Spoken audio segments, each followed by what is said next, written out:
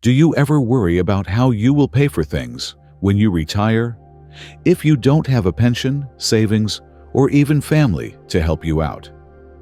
This video tells the moving story of Aunt Fong, a 60-year-old woman who overcame similar problems and built a safe and happy life for herself. Find out how she turned her life around by using her willpower, creativity, and determination. By following these tips, you may be able to have a safe and enjoyable retirement. Before we begin, I want to let you know there's a thoughtful little tip waiting for you at the end of this video. Something I believe could gently lift your day or bring you new perspective. If you feel at home here, please like this video, subscribe, and tap the notification bell so you never miss what's to come. And just so I know you're here with me, please comment, "I'm here and open to learn." It means so much to read your words. Now let's begin. Older people are more likely to rely on a pension. It's hard for retirees who don't have a pension to live a nice life in their golden years. People in their later years who are in this situation usually need either a lot of money or children who are willing to take care of them with their advanced age. Aunt Fong is a woman in her 60s who comes to mind. It's especially dangerous for her because she doesn't have a pension or a lot of money. Things have gotten worse because her only son did not want to help her in her old age, showing that he is not loyal. Aunt Fong did something brave and out of the ordinary when things got really bad. Even though it was hard, she did something different to make sure she could have a safe and worry-free old age instead of relying on the usual ways to get help. Dear Aunt Fong, I've lived a simple, modest life in the country all my life, and this year I'll be 60 years old. An accident that no one foresaw more than 20 years ago turned my life upside down. I had to get through life after he died. I was heartbroken. Soon after he died, the boss of the construction site came up to me and gave me 300,000 yuan. He said that he borrowed the money and that this was the best way for him to repay it. He was honest about his money problems when I asked if this was too little. He said that he couldn't give me more money no matter how much he sold everything for. He was very honest about his money problems and said he needed the 300,000 yuan very badly. My boss told me that I could take 300,000 yuan, sign a consent form, and the problem would be solved if I were ready to do it alone. He did tell me, though, that if I went to court to get more money, I might not get anything. Even though I won a lot of money in court, he told me he couldn't give me any more because the construction site was broke. It was possible that they would leave without anything. It looked like everything was just how I had imagined it. My construction worker husband told me a lot of the time that the boss was having money problems. It was clear that things were not going well on the construction site because wages were often late, sometimes for months. If the boss had more cash, it would have been simple for him to pay his staff. When I found out this, I was scared that I would never get paid for my husband's death unless I took the 300,000 yuan. After a lot of thought, I decided that taking the money was the right thing to do. It was likely the only money I would ever get for losing my husband, but I agreed to the settlement and signed the form. When my husband died, it felt like the very foundation of our family fell apart. He was always the rock that held everything together. We were able to make ends meet with the money I could make from farming and his money from working long, hard hours on a construction site. It wasn't much, but it was enough to meet our basic needs and keep our home running. Unfortunately, when he left suddenly, our finances took a big hit. Our hearts and our bank accounts were both very empty when my husband wasn't around. This new truth felt like a heavy weight pressing down on me. I had saved up 300,000 yuan, but I was afraid to touch it. I was constantly trying to figure out how long that amount of money would last us, even though I knew it wouldn't be enough. What if there were none left? How could we stay alive? Then, the year my husband died, our son had just turned 18. Even though he was almost an adult, I could see the worry on his young face. which was the same worry I felt. He had just taken the test to get into college, but the results were not good. It wasn't even clear for him to go to a junior college. The situation gave me even more reason to be worried. What would happen to him in the future now that his father wasn't there to guide him? One day, he saw me struggling with how hard things were for us and came up to me with a determined look in his eyes. He said he was going to the city to work and bring in money for the family. My heart hurt at the thought of him facing the harsh realities of life so soon. But I knew we didn't have many choices. It wasn't meant to be a life of academia. Maybe going to work would give him a chance to make a name for himself while also helping us out financially. Please leave the first comment below to let me know that you are still watching this video with me and that you think these lessons are helpful. Thanks for your time. I reluctantly agreed to his plan after giving it a lot of thought. I gave him 10,000 yuan before he left. My hands were a little shaky as I did it. I told him that he should be very careful with this money because it was only for emergencies. That being said, I wanted him to be ready for the unexpected problems that were going to come up and to understand how serious our situation was. My son left for the city with some money and a promise to make me proud. He stepped into a world that was just as uncertain as our future had become. Soon after, my son called to tell me some great news. In the city, he had found work as a car mechanic. According to him, the job would pay 3,000 yuan a month to begin with, and he was sure that his earnings would double once he learned the skills needed. I couldn't help but feel proud and happy about this chance that seemed like it would be good. I told him that this could be a big step forward in his life and that he should focus on learning the trade well and not give up in the middle. But the conversation went in a different direction than expected. My son told me he wanted to buy a house and asked me to think about using the money my late husband left me as compensation to help him do it. He told them that the rent for his city apartment was 1,000 yuan a month, and that after paying the landlord, he didn't have much left over. He thought it would be smarter to buy his own home than to let the landlord take advantage of his hard-earned money. He could then use the rent money to pay off the mortgage, and when the house was paid off, he would no longer have to worry about money issues. I couldn't help but feel different as I listened. I had always lived a simple life in the country and didn't have a pension. Now that my husband had died, this money was my only safety net. How would I live when I get old if I used it to help my son buy a house? I told my son about my worries and fears about the future, but he quickly reassured me that I had nothing to worry about.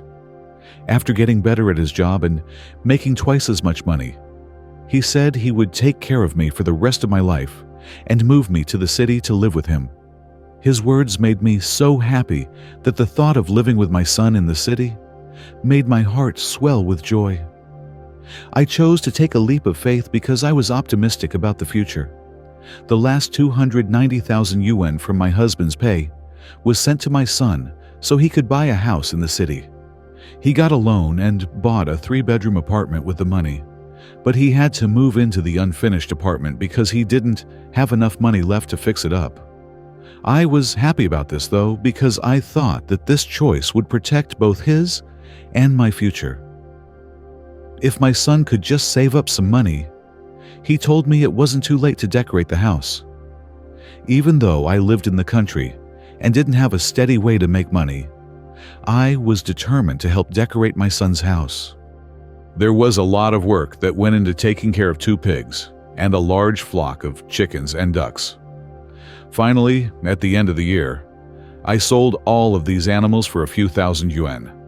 I hoped that this would make a difference. I gave my son the money from selling the chickens, ducks, and pigs when he got home for the new year. I told him to use it to quickly save money and finish decorating the house so he wouldn't have to keep living in the unfinished and uncomfortable apartment. He explained that decorating a house was a big job that couldn't be taken lightly. If the decoration wasn't done right, it would have to be redone, which would be an even bigger job. I asked what the total amount would be for a good decoration. He said it would cost at least 150,000 yuan. It made me feel very down when I heard this number. I wondered when, if ever, we would be able to save up that much money. I told my son about my worries and admitted that our family's money situation wasn't great. I said that we might need to be more modest in how we act because our situation was different from people who live in cities. We didn't have the same tools or resources. Freedom of choice has always been very important to my son. He's sure that luck doesn't exist and that the only way to be successful is to set a clear goal and work hard to reach it. This philosophy has helped him make decisions. I kept trying to give him sensible advice, especially since our budget was tight, but he was firm in his decision.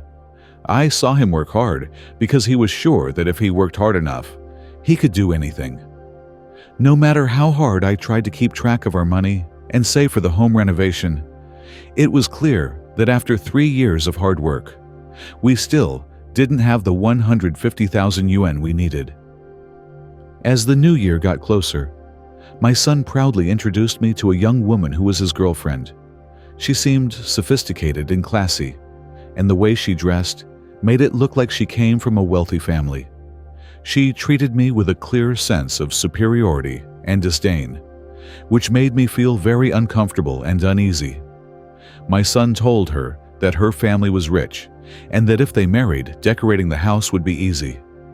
The 150,000 yuan needed for the renovation was a very small amount of money. I had doubts about whether or not this plan would work, but my son's unwavering confidence and determination made me feel like I couldn't say anything. I kept quiet because I knew that questioning his beliefs would be rude. Instead of objecting, I chose to listen quietly as he went into more detail about his plans. Not long after, my son told me that the renovations had begun and that his girlfriend's family would be covering all the costs. When the day of my son's wedding finally came, I had finished decorating the house. Our family was there for a very important event, but no one seemed to notice that I was there. No matter that I was at the ceremony, I was pushed to the most obscure part of the venue. No one knew I was the groom's mom the whole party. My son saw that I was upset and felt the weight of the situation. So he came up to me and told me he understood. He admitted that our family had been having trouble with money and gently told me to deal with things as they were. He told me that he would make me feel proud and important when he became successful in the future.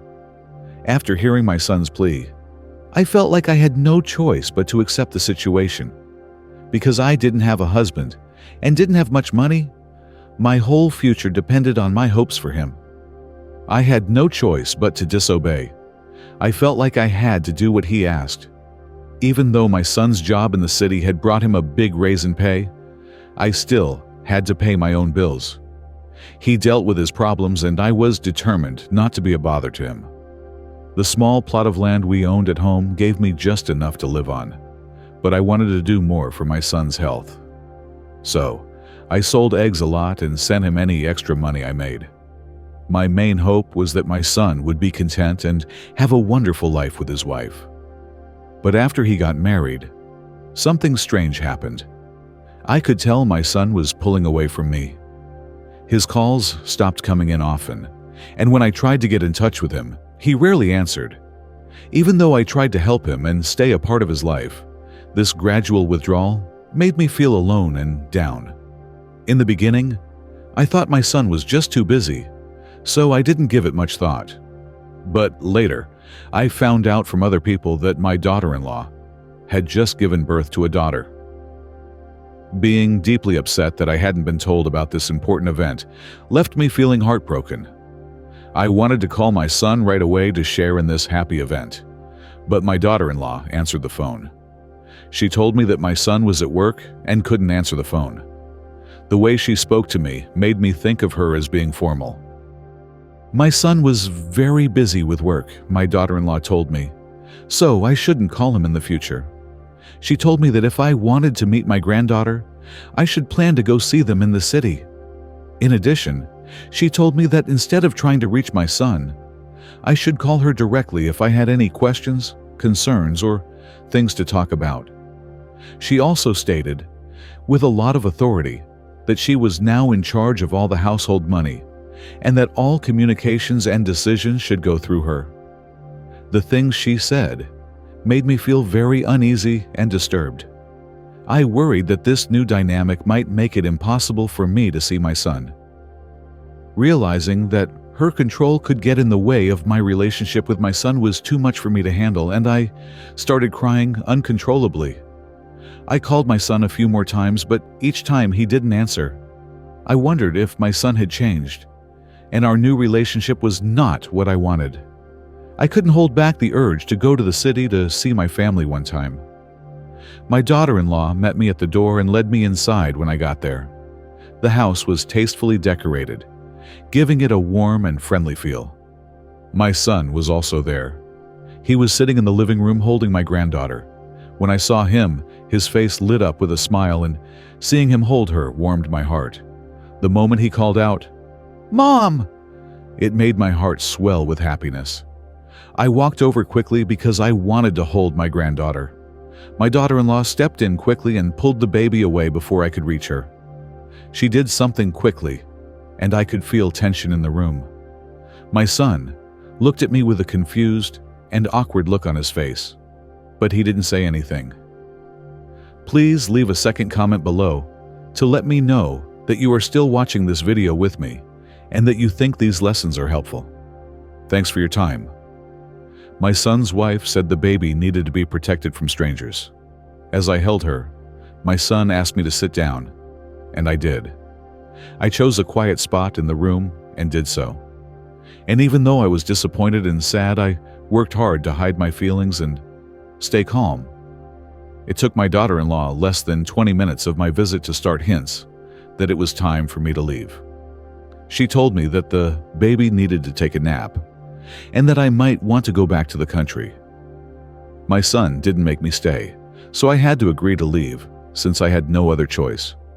My heart was heavy with sadness as I made my way back to the country.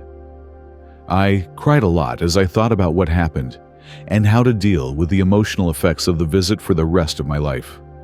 At that point, I was still pretty young and able to work. Being able to make money on my own meant I didn't have to depend on my son to support me financially. With this in mind, I started looking into different ways to stay independent. But as time passed, my body weakened, and I couldn't do the heavy work I used to do easily. During this time, I heard that the city's nursing homes were looking for more people to work there. These places were said to be short-staffed and willing to hire healthy older people with some medical experience. I decided to apply for a job at a nearby nursing home because I still thought I could take care of myself. After I sent in my application, I was asked to meet with the nursing home's director for an interview. The director offered me a job specifically to care for bedridden and elderly residents who needed help after we talked. This role was different from what I had been doing before, but it was seen as a possible start to a new chapter for me. Getting used to the nursing home environment was hard at first. I didn't know how they did things, and the physical demands of the job were very hard on me. Still, as time went on, I slowly got used to the routine and found real satisfaction in my job. I saw that many of the elderly residents needed company, and it made me happy to offer them comfort and company, which made them feel less lonely. It became clear to me as I worked at the nursing home that I could stay independent well into my later years. The job gave me stability in my finances, so I didn't have to rely on my son or anyone else for help.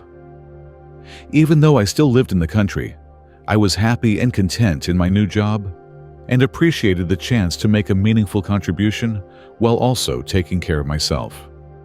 Thank you so much for joining us today. If this message touched your heart, we'd be honored if you'd subscribe and click the bell to stay connected. Every view, every kind word helps keep this journey going. And if you believe in the power of energy and connection, type your age in the comments below.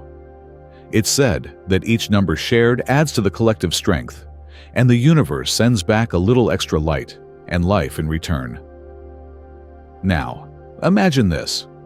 By sharing this video with just 5 others, you're helping create a wave of healing energy. Some believe that the simple act of sharing can attract longer life, deeper peace, and universal blessings for everyone involved. Keep shining. You are a gift to this world.